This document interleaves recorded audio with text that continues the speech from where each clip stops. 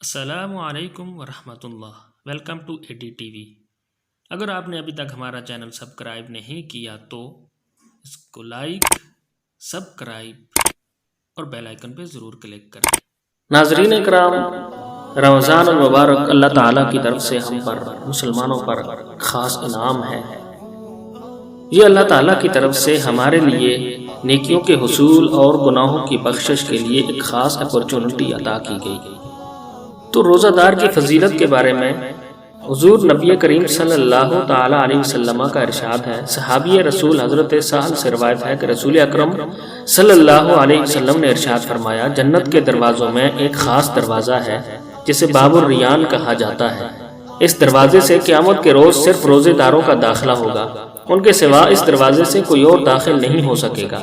اس دن پکارا جائے گا، کہاں ہیں وہ بندے جو اللہ کے لیے روزہ رکھتے تھے اور بھوک پیاس کی تکلیف اٹھایا کرتے تھے؟ وہ اس دن پکار پر چل پڑیں گے، ان کے سوا اس دروازے سے کسی اور کا داخلہ نہیں ہو سکے گا۔ جب وہ روزے دار اس دروازے سے جنت میں پہنچ جائیں گے تو یہ دروازہ بند کر دیا جائے گا، پھر کسی کا اس سے داخلہ نہیں ہو سکے گا۔ اسی طرح حضرت ابو ہریرہ رضی اللہ عنہ سے روایت ہے کہ رسول اکرم صلی اللہ علیہ وسلم نے ارشاد فرمایا، ابن آدم کے ہر عمل کا ثواب بڑھتا رہتا ہے، اسے ایک نیکی کا ثواب 10 گنا سے 700 تک ملتا ہے، اور اس سے زائد اللہ جتنا چاہے اتنا ملتا ہے، مگر روزے کے متعلق اللہ تعالیٰ ارشاد فرماتا ہے کہ وہ تو میرے لیے ہے اور میں ہی اس کا بدلہ دوں گا۔ روزہ دار اپنی خواہشات اور کھانے پینے کو میری ہی وجہ سے چھوڑتا ہے۔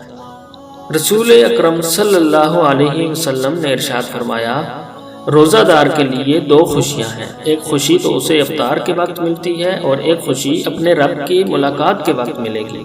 روزہ دار کے منہ کی بو اللہ کے ہاں کستوری کی خوشبو سے زیادہ پسندیدہ ہے۔ حضرت عبداللہ بن عمر رضی اللہ عنہ سے روایت ہے کہ رسول اکرم صلی اللہ علیہ وسلم نے ارشاد فرمایا، روزہ اور قرآن دونوں بندے کی سفارش کریں گے۔ روزہ عرض کرے گا کہ اے میرے پروردگار، میں نے اس بندے کو کھانے پینے اور نفس کی خواہش پورا کرنے سے روکے رکھا، آج میری شفاعت اس کے حق میں قبول فرما۔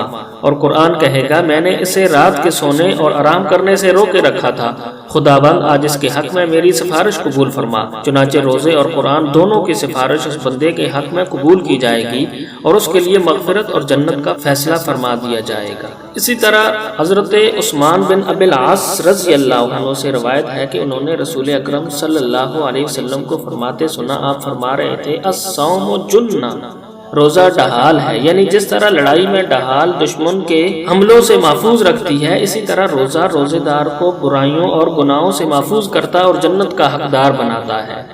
اور حضرت ابو ہریرہ رضی اللہ عنہ کی روایت ہے کہ رسول اکرم صلی اللہ علیہ وسلم نے فرمایا، ہر چیز کی زکوٰۃ ہوتی ہے اور جسم کی زکوٰۃ روزہ ہے، یعنی ہر چیز کو صاف کرنے والی، پاک کرنے والی کوئی نہ کوئی شے ہوتی ہے، چنانچہ جسم کو پاک کرنے والا روزہ ہے۔